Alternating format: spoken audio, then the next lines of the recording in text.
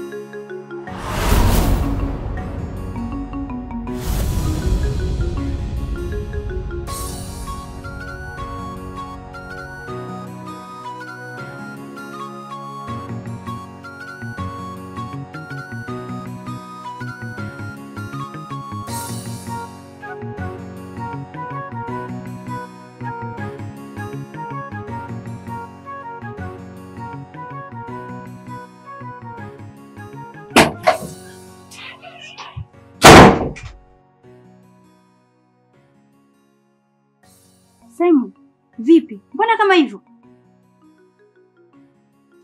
Mmefanikiwa kweli? Simon, unajua unatutisha.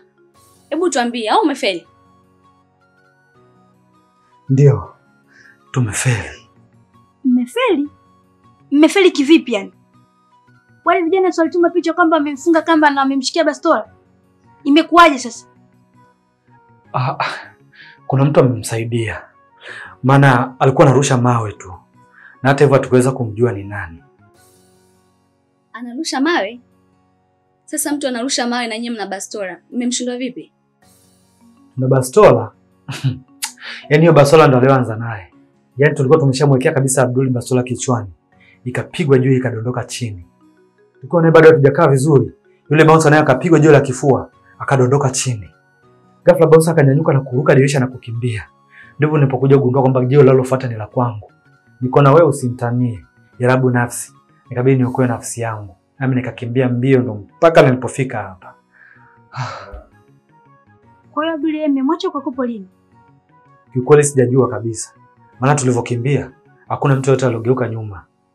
Kwani huyu Abdul ana nini lakini? Mbona kila mtego tunaomwandalia unamkosa? Yaani kama leo ilikuwa ni nje ya mji kabisa, lakini kuna mtu katokea kamsaidia jamani. Sasa huyo mtu aliyomsaidia atakuwa ni mtu wake au ni mpita njia tu ameamua kumsaidia?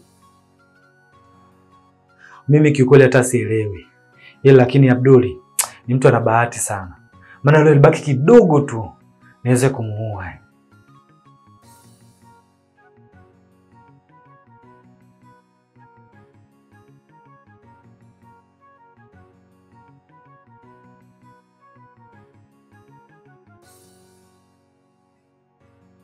Usijali Simon. Kila kitu kitakuwa sawa. I love you. I love you too.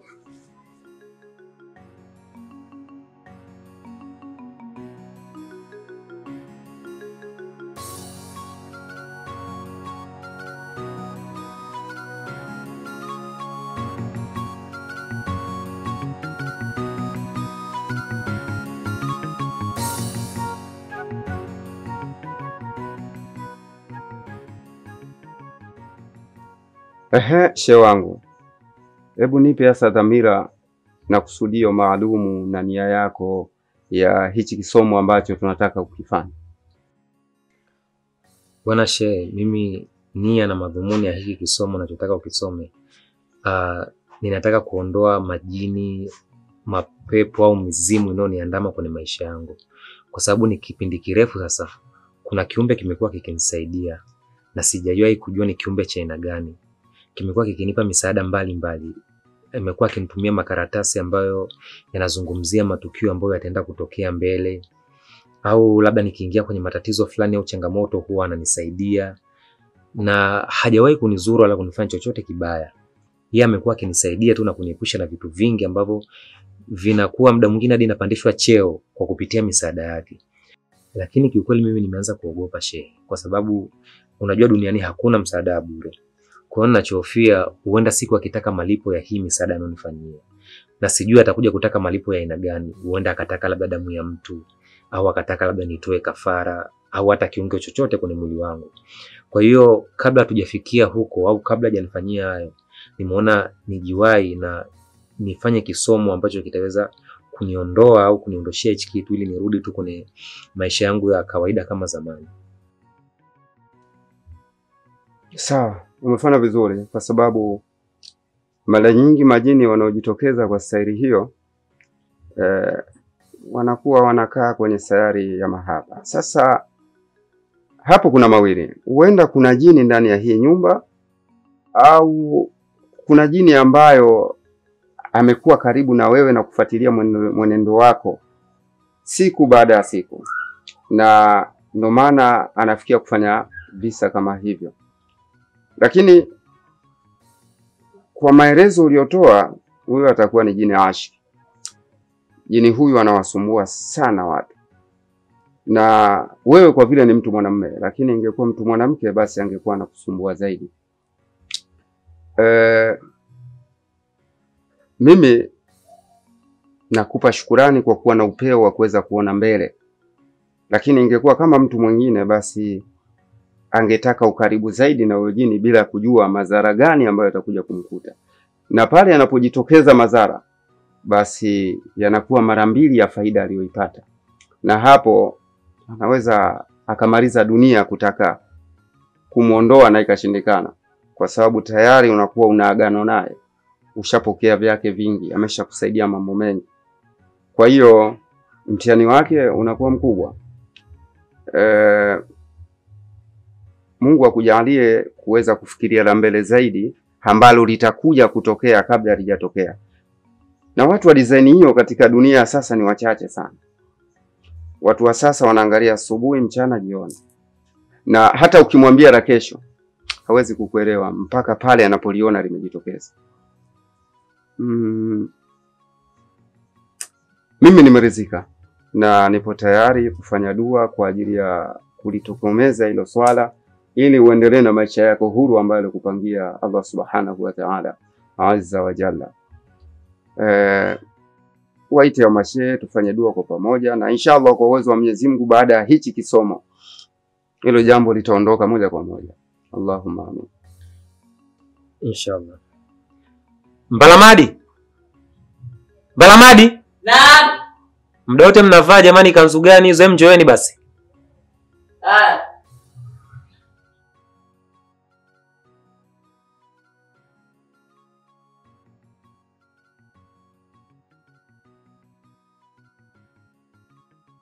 Assalamu alaikum. Wa alaikum salaam wa rahmatullahi wa barakatuh. Inshallah mimi naona sasa ni muda mwafaka wa kuanza dua yetu.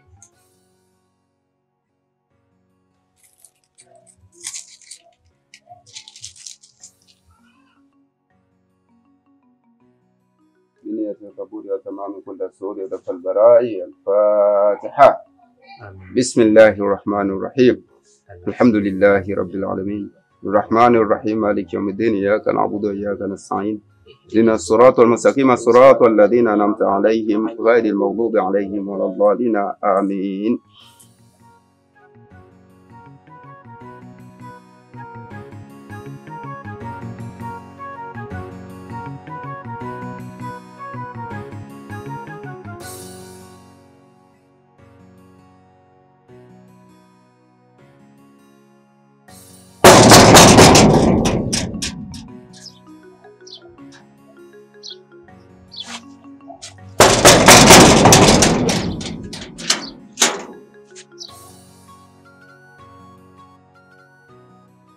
Waje. Kama kawa. Kama kawa. Bwana nina shida Simon Wambura. Simon Wambura? Mbona mtu mimi simfahamu? Kaka yenu yule anaomiliki nyumba huyu Simon Wambura? Hapana. Sisi hapa nyumbani hatuishi na mtu anaitwa Simon Wambura. Na hii nyumba sio ya kaka yetu, ni nyumba ya baba yetu. Hivyo hakuna mtu anaitwa Simon Wambura ndani. Si yule jamaa yule ambaye nilikuja juzi hapa mlinikaribisha ndani tukakaa naye tukaongea sana huko Simon Wambura. Yule jamaa ambaye mlikuja naye mara ya mwisho hapa. Yule alikuja hapa kujitambulisha kama dalali na alisema ana mteja kwenye vyumba vya uani. Kwa hiyo sisi tukajua nyinyi ni watu wa biashara, mmekuja kuongea biashara, lakini hatuna undugu naye kabisa. Na sisi hata tulivyokuona siku hiyo upo naye, tukajua wewe ni mteja tu umekuja kupangishwa nyumba. Kwa hiyo hatuna mahusiano naye yoyote na mshikaji. Kwa hiyo kumbe yule jamaa aishi humo. Pole sana kaka. Na hizo utakuwa umepigwa.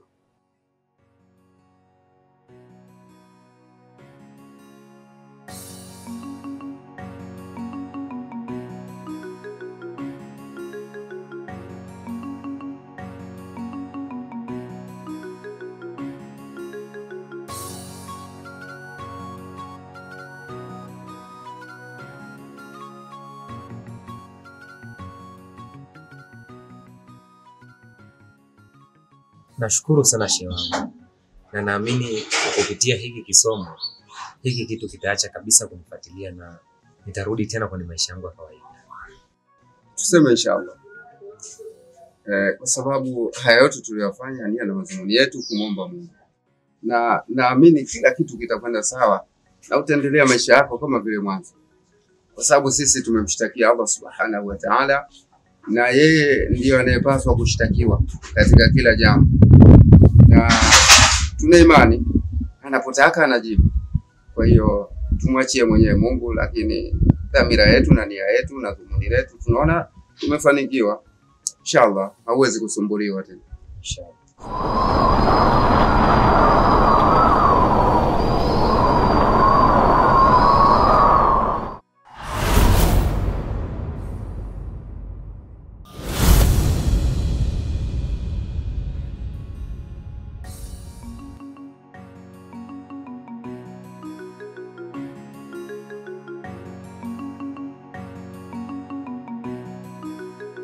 Vipi shehe?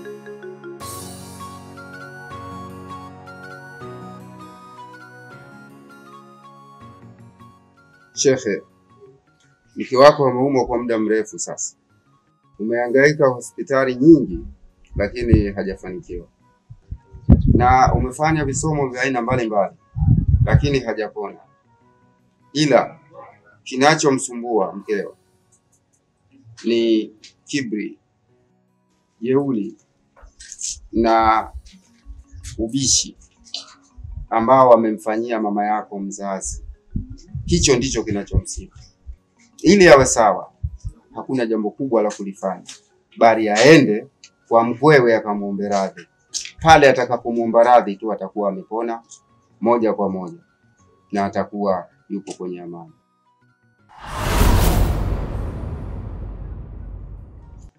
Shehe, ina maana ni ya kweli yaliyoandikwa? Huu ni ukweli shehe.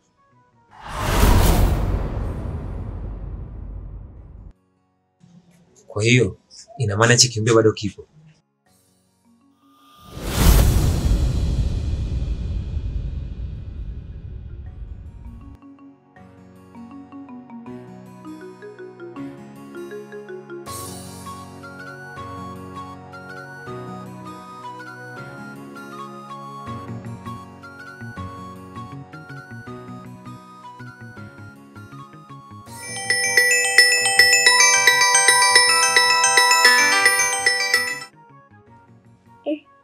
Baby, bodaboda yangu amefika. Oh, sawa, haina shida. Mchuchu, mimi bodaboda yangu amefika. Twende basi nikakupe lift. Mwenzangu, mkaniache kama siku ile mliniacha kule njiani? Hapana mwenzangu. Hata hivi bodaboda yangu kaniambia hata yuko mbali. Wacha tu nimsubiri.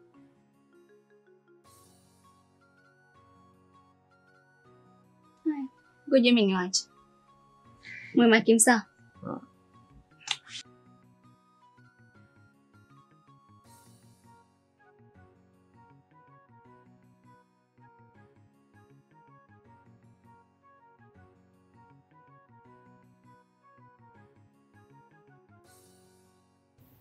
Vipi kipenzi changu? Sogea basi huku. Choo bana. Mchuchu, mbona kama umeninunia? Njoo bana. Hivyo sasa unachukuliaje mimi? Yaani unaona mimi kama mtoto, yaani sielewi, sijui chochote au vipi? Mchuchu, mbona sikuelewi kipenzi changu? Una maana gani bwana? Kwa hiyo wewe Simon, haya mambo ambayo unafanya na Nura mbele yangu, unaona ni sawa, si ndio? Yaani mnapigana mabusu, mnashikana mbele yangu. Hivyo nadhani mimi najisikiaje? Mchuchu bwana. Sasa unajua kwamba mimi yule namuigizia tu. Unafahamu fika kwamba mimi nakupenda wewe na sio yeye. Sasa wasiwasi wako nini kipenzi changu? Alafu kipenzi changu, wewe upasi kuwa na wasiwasi. Maana unajua hii yote ni michezo tu. Kumbuka kuwa wewe ndio mwanamke wangu wa maisha. Hata nikiwaza ndoa na kuona wewe tu kipenzi changu. Yaani mwenzako nikiwaza kuwa na watoto na familia ni wewe peke yako Mchuchu. Kwa hiyo ninachokuomba, wewe toa hofu kabisa na mimi. Wewe ndio mwanamke wa maisha yangu kipenzi changu. Emsogea hapa kipenzi changu. Njoo basi.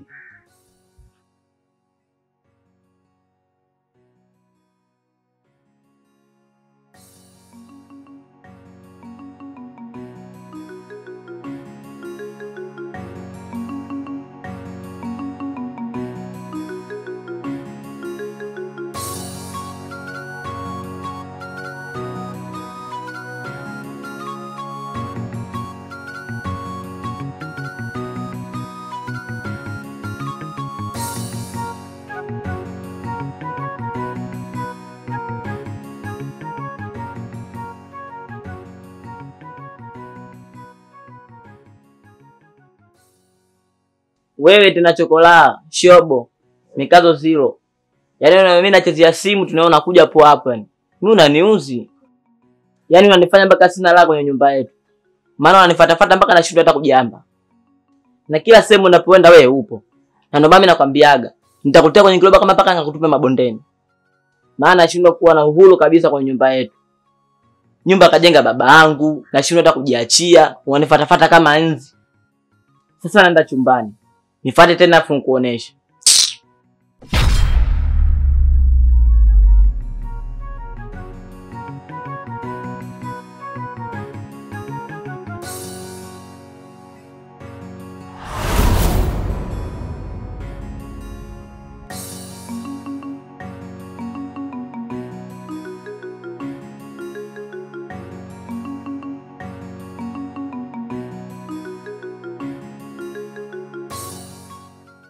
Mbalamani, imeharibika? Ndio. Yaani imejaa wino kioo chote hata ioneshi. Ona alivyojaa wino. Mungu wangu. Baba sataniua mimi. Hapo hata simu mwenyewe sijamuomba, nimeichukua tu hapo kwenye chaji. Sasa sikia Kasongo. Tumwambie baba wewe ndio umepasua hii simu. Kwa sababu baba anakupenda sana. Wewe unafanyaga vizuri shuleni, kwa hiyo ukimwambia tu kufanya chochote atakuacha. Hapana, siwezi kufanya hivyo Mbalamani. Unasemaje wewe? Yaani mimi nakuomba kisalabu unakataa. Alafu kumbuka kuwa unakaa kwetu ujue. Sasa sikia. Hii ni amri na sio ombi. Baba akitoka anamwambia ndo haribu hii simu. Sasa wale wako mwambie mimi ndo haribu hii simu. Na uzuri unajua mimi akili yangu. Kama unakumbuka nishawahi kukuambia, nitavumilia vyote ila sio kuvunja uaminifu wangu kwa kaka. Kwa hiyo kuhusu hiyo simu, sina cha kukusaidia. Kwa hiyo pambana na hali yako. Unasemaje chokola? Yaani mtu tulokokota tukakuleta mundani, tukakufuga kama paka. Wewe unajibu mimi hivyo? Huwezi kupinga namna hiyo. Wewe unajitaka ujitaki? Sasa nakwambiaje?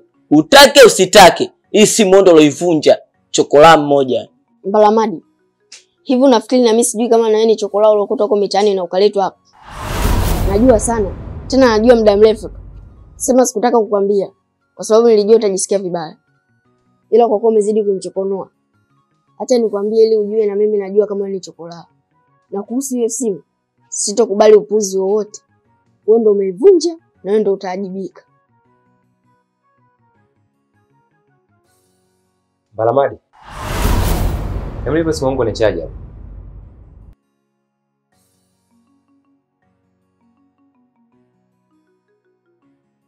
Afukumbe umeshika mkono wangu nipe. Hebu nipe simu bwana. Baba. Tusamee sisi. Tulikuwa tunachezea mimi na Kasongo bahati mbaya tukaivunja. Mmeivunja? Kaka, mimi sijaivunja, alikuwa anachezea yeye mwenyewe ndo kaivunja.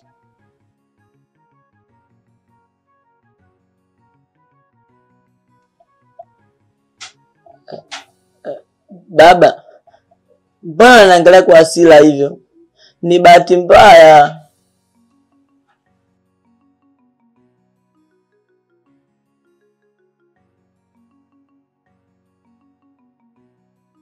Nisamee tu bure. Wanasema mtoto ni malaika. Kwa hiyo mimi nitakuombea dua utapata simu nyingine nzuri zaidi ya hii. Kasongo, niombee basi msamaha kwa baba. Ataniua eti. Mbalamadi, hivi kwani unanitafuta nini wewe mtoto? Maana najitahidi sana kuzizuia hasira zangu juu yako, lakini unanichokonoa sana wewe. Hivi unajua ni kwa nini mimi sipendi kukupiga wewe? Ni kwa sababu unajua utaona ninakunyanyasa kwa sababu wewe sio mtoto wangu wa kukuzaa. Na ndio maana najitahidi sana nisikupige ili usione kuwa ninakunyanyasa. Lakini naona wewe hicho kitu unakitumia vibaya kwa sababu unaona kama vile mimi siwezi kukupiga, na hicho ndio kitu kinachofanya unazidi kuharibika wewe. Na kama nikikuchekea Mbalamadi, wewe utaharibika na mimi ndo nitapewa lawama, nitaonekana na kuharibu. Sasa leo nataka nikutie viboko mpaka hizo akili zako zikukae sawa. Njoo hapa. Baba nisamee. Nimekwambia njoo hapa. Naam. Mbalamadi, nikinyanyua miguu yangu nikaja hapo, nitakupiga kila sehemu. Nimekwambia njoo hapa. Njoo hapa.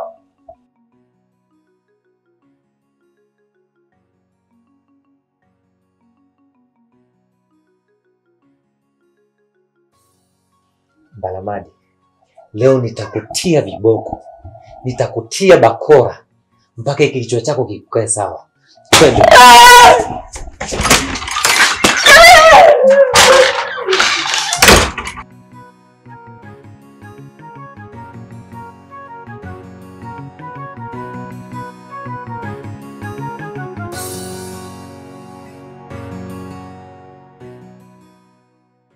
Umekutana na Kasongo? Ndiyo. Tena inaonekana sasa hivi anaishi kwenye maisha mazuri kidogo. Kwa sababu amevaa vizuri, amenawiri, na anaonekana mtu mwenye afya nzuri. Ina maana kipindi chote hiki Kasongo anaishi maeneo haya na hataki hata kuja kutuona? Ndiyo. Yupo maeneo haya na amesema hataki kutuona. Sisi ni watu wabaya. Ulimfuatilia ukajua anapoishi? Hapana. Wala sijamfuatilia. Hukumfuatilia? Yaani umeshindwa kumfuatilia Kasongo ukajua mahali ambapo anaishi? Maana hii inatokea kama bahati. Maana kama anaishi maeneo haya na sisi hatumuoni, ina maana na sisi anatukwepa.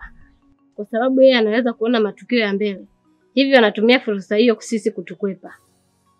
Kwa hiyo wewe hiyo ilitokea kama bahati wewe kumuona. Kwa hiyo ulitakiwa umfuatilie na kujua mahali ambapo anaishi.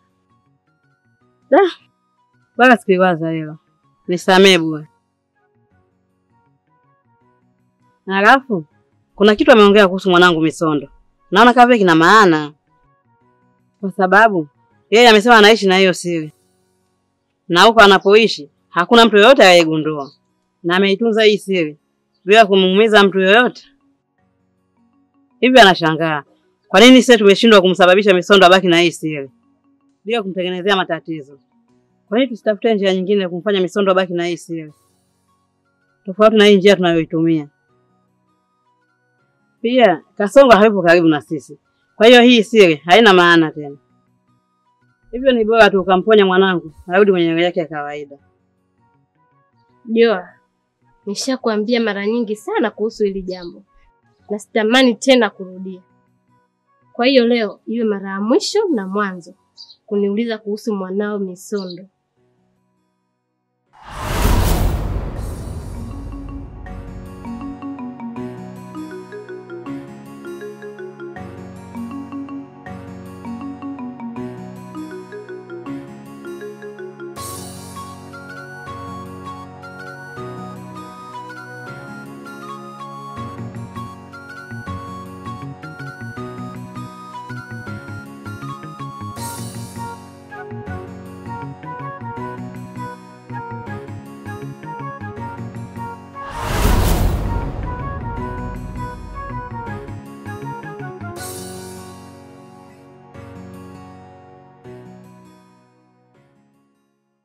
Wewe chokola, usizani hichi kilichotokea kitabadilisha chochote. Wewe ni chokola, utabaki kwa chokola tu. Yaani hichi kilichotokea ndio kimenizidishia hasira mara mbili. Yaani nimekuwa kama simba alokatwa mkia. Tena na hivyo unavyoniangalia sio nikungate, nikutafune, nikungate tikusula chako kama ngedele hicho. Oya dogo. Kuanzia leo naomba umakini na mimi. Haki ya Mungu tena, yaani ukikaa vibaya naweza nikakuua. Yaani naweza nikakuwekea hata sumu. Haki ya Mungu tena na hapa. Na pia tena mara mbili ya wallahi mama yangu mimi nataka kuwekea hata sumu mtoto. Kuanzia leo wewe dogo ukaa mbali na mimi. Yaani ukiniona wewe pita kushoto mimi nipite kulia. Na ukijaribu kunisogelea nitakuja kukuteta bisu la kwapa. Na kingine, yule ni babangu na tabaki kuwa ni babangu tu. Sasa nikusikie tena unanyanyua hicho kidomo chako unaniita mimi chokola au unaniambia mimi hapa sio kwetu. Oya, nitakuua dogo. Hivi unajua ukimwita mtu chokola inavouma? Sasa rudia tena nikuonyeshe. Na nishakwambia mimi yule ni babangu na mimi ni mwanae wa kunizaa. Atake asitake mimi ni mwanae. Na mimi hapa ni kwetu na wewe ni chokola tu uliokotwa na nafuga hapa kama paka. Sasa wewe jichanganye nikutie kwenye kiroba kama paka nikakutupe kwa mabondeni. Mimi ni mtoto wa Abduli, tena jemedali mashuhuri, na ukileta nyonyonyi dakika sifuri nitakusafirisha kama pepo kisulisuli. Unaionaje mistari? Nende studio. Toka.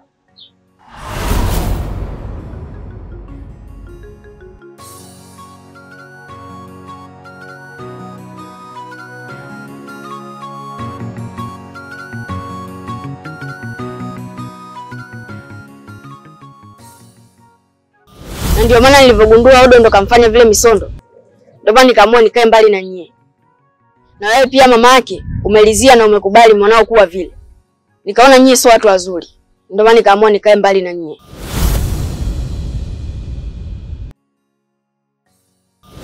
Joa, nishakwambia mara nyingi sana kuhusu hili jambo. Na sitamani tena kurudia. Kwa hiyo leo iwe mara ya mwisho na mwanzo kuniuliza kuhusu mwanao Misondo. Au ni kweli Odo ni mtu mbaya na anafanya haya yote kwa ajili ya maslahi yake binafsi? Maana nikimuuliza wewe swali anakuwa tu mkali na anipi majibu ya kueleweka. Asije kama namuuliza mwanangu bure tu. Maana nilikubali mwanangu kuwa hivi, niliamini nitamsaidia Kasongo. Sasa mbona ananiambia Kasongo na Odo ngani vitu viwili tofauti? Sasa ni muamini nani? Ni muamini Odo, ni muamini Kasongo? Wewe Joa. Kuna mteja huyu hapa nimemleta. Ameota ndoto. Kwa hiyo nimemleta umtafsirie hiyo ndoto ina maana gani? Ni ndoto gani wewe uliota?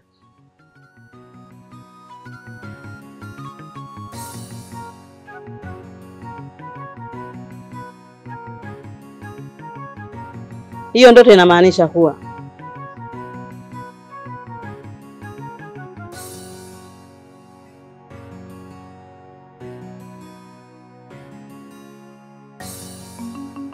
na hii ndo maana ya hiyo ndoto.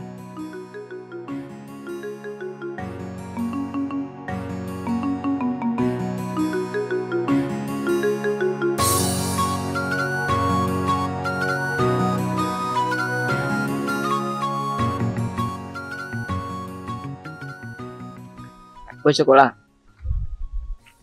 Sikia. Duka linaenda kununua mafuta wewe ulijui. Kwa hiyo subiri hapa, naenda kusalimiana na marafiki zangu hapa mara moja na kuja.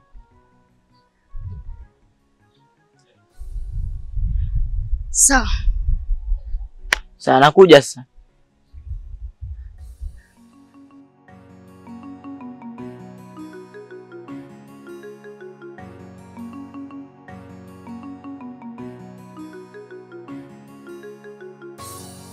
Shikamoo.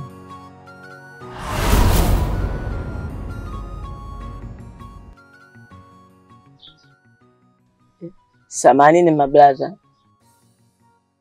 Mmemwona kale katoto? Yaani namaanisha kale kikachokolaa kale. Kusema kweli mimi sikapenda hata kukaona. Kwa nini kwa naombeni kuna dili nataka niwape mnisaidie tu.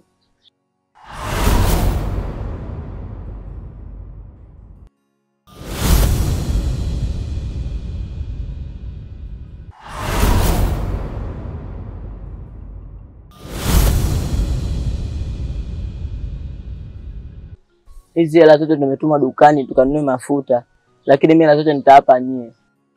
Naombeni mnisaidie kumpiga yule dogo gongo la kichwa afariki. Alafu akishafariki tumchukue kwenye kiroba kama paka tukamtupe mabondeni.